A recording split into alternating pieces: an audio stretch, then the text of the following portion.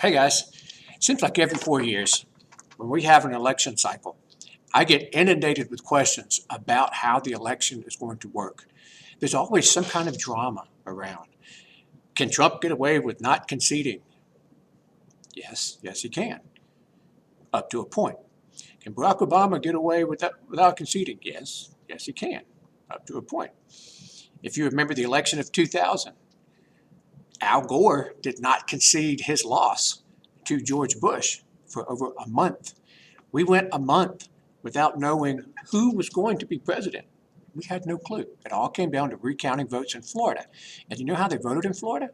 Each state sets its own rules. In Florida, they give you a sheet of paper with two names on it and a sharp stick. And you have to punch a hole in the paper next to the name that you want to be president with a sharp stick. And they had thousands and thousands of people who couldn't do that right. So we had to wait a month while we recounted all of these ballots. Meanwhile, we sat and we waited. So when you hear on the news that what we're facing is unprecedented, no, it's not. We just did it 20 years ago. You'd think we'd learn, right? Anyway, the way we choose a president, we are not a democracy. We never have been a democracy. We don't have every person voting in everything that requires civic duty. We never have at any point. We are a constitutional republic. And what I mean by that is a republic is you will elect someone who will make decisions for you while you go off and live your little happy life. I choose someone who's going to make the rules, enforce the rules, all of that stuff, then I just go about my life. And if I don't like what they did in the next election cycle, I pull them out and I get somebody else. But meanwhile, I live by the rulings of the people that I chose. Constitutional means we have regulations that cannot be broken. They are non-negotiable.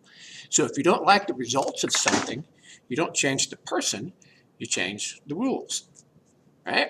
Because without a strong set of laws, a constitution, then we're just back to mob rules mentality and we're no better than any other nation. So when it comes to presidential elections, if you'll go to constitutioncenter.org, not .com, .org, you can pull up a copy of the United States Constitution the way it was actually written in 1788.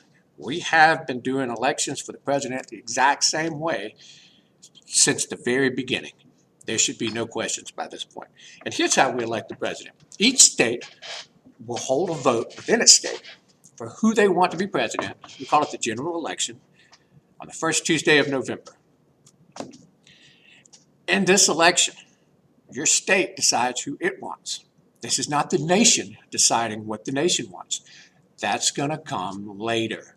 You will choose your representatives who will then vote for you in December because we are a constitutional republic. Those representatives are called electors.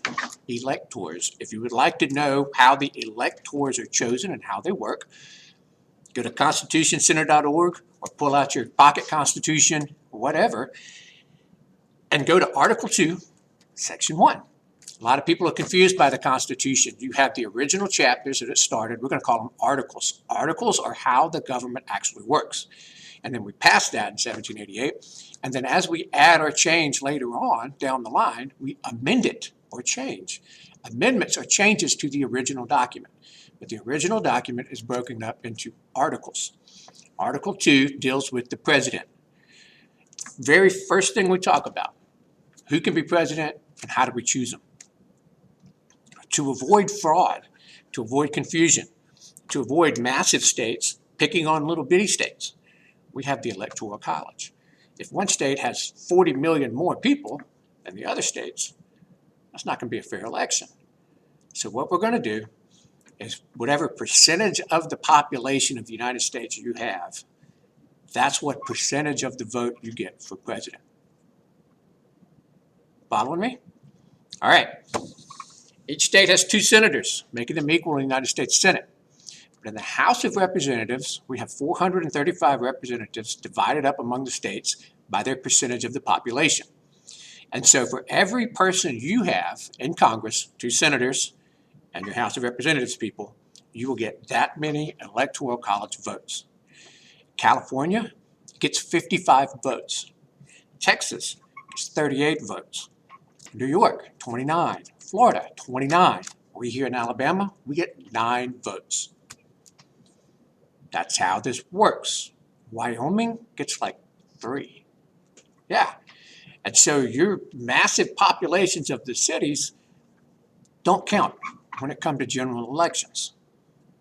That way, people out in the countryside, people overseas, people wherever, have a fair shot at getting represented because their state will take care of them. And your state gets to determine how they're going to choose the electors. Now, in December, we're going to send these electors to Washington, or if your state chooses, have them write down their vote and put it in a sealed package and send that to Congress. And in front of both Congress and the Senate, the Congress being the Senate and the House of Representatives assembled, they will open these packets and they will read them up. They read them out. And we will have a live vote in front of everybody. We will have 500 witnesses there, 538 witnesses, and it'll probably be televised. So everybody knows exactly who voted for whom. Now with the electors, they can either choose to vote like the majority of their state, or there's nothing in the Constitution that says they can't cross over. We've had over 100 instances where the elector, the representative from the state that you chose to represent you, double crosses you and votes for someone else.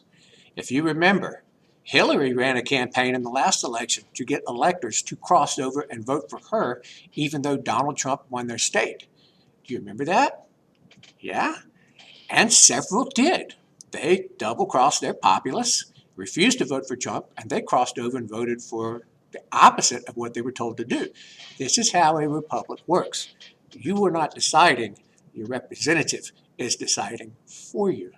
And if you have a problem with your representative, you need to make sure they're a good and honest person. All right? And so we are going to amend this, the 12th Amendment in 1800, after Hamilton got shot. If you all remember that play, we decided that if there's no clear majority, then in the top 3, the House of Representatives will immediately vote for president, right there on the spot, in front of God and your mama and everybody. If there's no clear majority, they vote again, they vote again, and they vote again. Just like we did in 1800, that's what got Hamilton shot. But this time, we've changed it. If we have a vice president who has clearly won, they go ahead and take office. Right? Vice president who clearly won will slide on up because the electors are casting 1 vote for president, 1 vote for vice president. You following me? All right. While the House of Representatives argues who's going to be president, the vice president goes ahead and takes office and runs things until the president is chosen. And they have until March to choose the president. Meanwhile, the vice president, technically you could have Vice President Harris with President Trump. Technically, right? If you want to go by Constitution. If there's no president by March 4th, the Senate will decide. And guess who breaks the tie vote in the Senate? The vice president. You see what I did there? We have a plan. We have a system. There's no way to overthrow this system. It's going to work. We just need you to know the rules of the game. Don't be that guy that we invited to the Super Bowl who has no clue who's playing, has no clue what the rules are, but they whine and moan about the calls the whole game.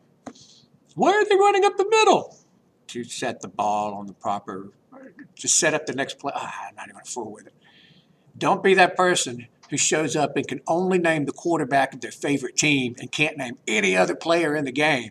So while the rest of us are talking about the game and the strategies and all of this stuff and the stats of the people there who are involved, all you're doing is eating my hot wings. Don't be that person.